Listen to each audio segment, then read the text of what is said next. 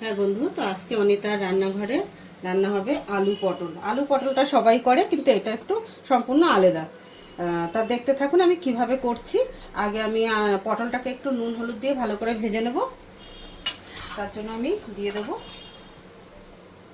একটু হলুদ গুঁড়ো আর একটু নুন দিয়ে পটলটাকে মাখিয়ে নেব। আর তার আগে দিয়ে দেবো কড়াটাতে তেল। এবার তেলটা গরম হতে থাকুক। বন্ধু, এই রান্নায় একটু তেলটা বেশি লাগবে। এবার আমি আলু পটলটাকে মাখিয়ে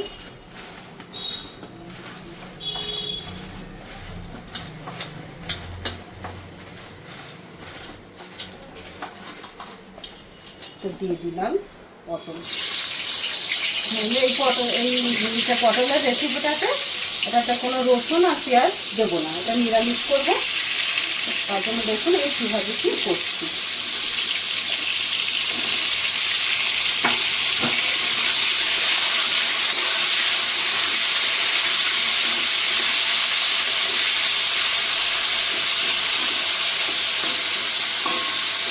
ভালো করে পটলটা একটু ভেজে নেব।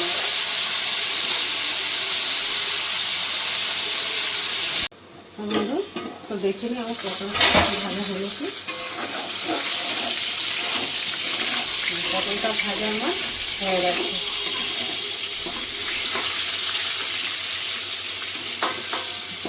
একদম পোড়া পোড়া করিনি, মিডিয়াম ভাজা, এরকম সবজিতে দেয়।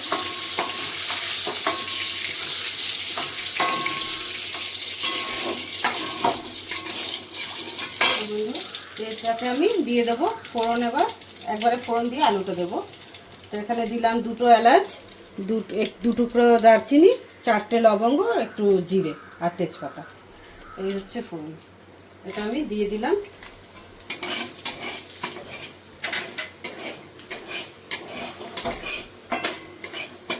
ফোড়নটা ভাজা হয়ে গেছে।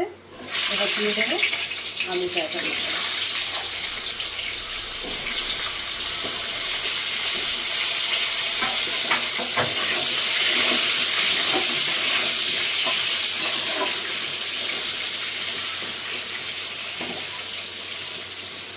বন্ধু, আলুটাও ভালো করে একটু ভেজে নেব। এবার ফিরে আসছি 5 মিনিট পরে।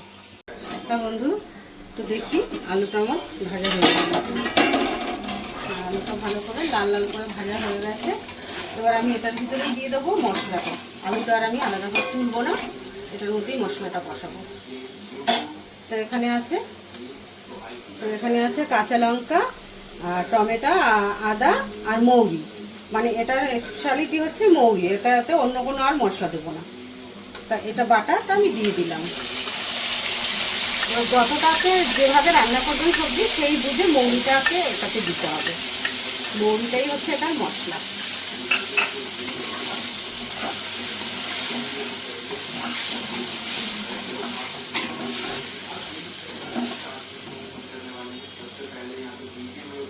এবার দেবো আমি বাটিটা দিয়ে একটু জলটা দেবো, দিয়ে এবার আমি এটাতে নুন হলুদটা দিয়ে দেবো। একটু লাল লঙ্কার গুঁড়ো দেবো, দিয়ে দিলাম একটু লাল লঙ্কার গুঁড়ো, আর দিয়ে হলুদ গুঁড়ো পরিমাণ মতন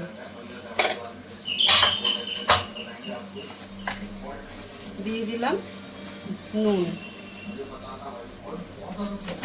এবার মশলাটা ভালো করে ভেজে নেব।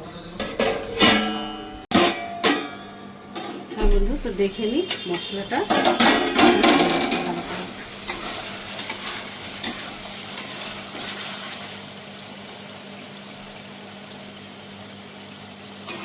মশলাটা কষানো হয়ে গেছে।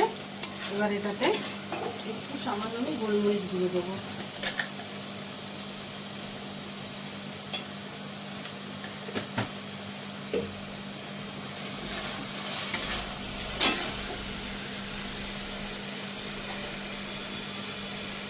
এবার একটু এটাকে সামান্য একটু চিনি দেবো, এটাকে ব্যালেন্স করার জন্য।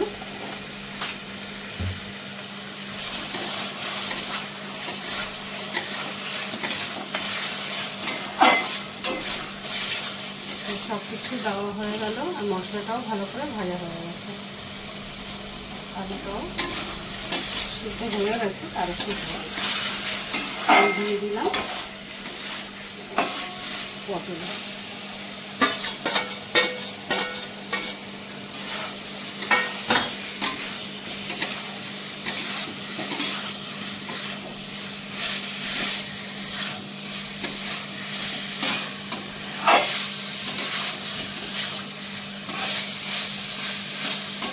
ভালো করে কষানো আমার হয়ে গেছে।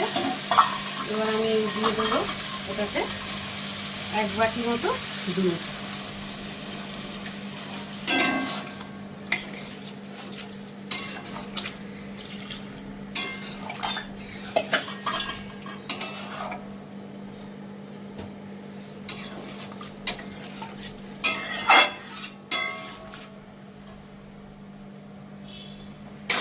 আরেকটু জলটা দেবো।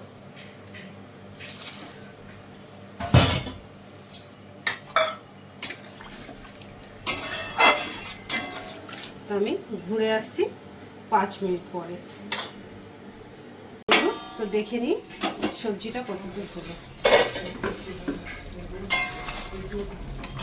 সবজিটা আমার হয়ে গেছে। এবার সব সিদ্ধ হয়ে গেছে, হ্যাঁ সব কিছু হয়ে গেছে। এবার একটু গরম মশলা দেব।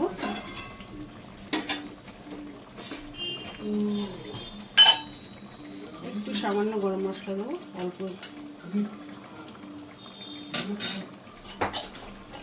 গরম মশলা আর 1 চামচ মতন ঘি।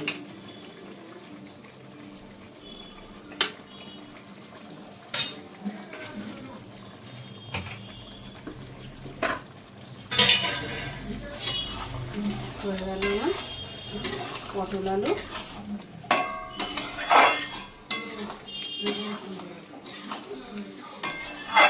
আপনাদের যদি এই নিরামিষ তরকারিটা ভালো লেগে থাকে লাইক কমেন্ট শেয়ার করবেন, আর আমার চ্যানেলটাকে সাবস্ক্রাইব করে দেবেন।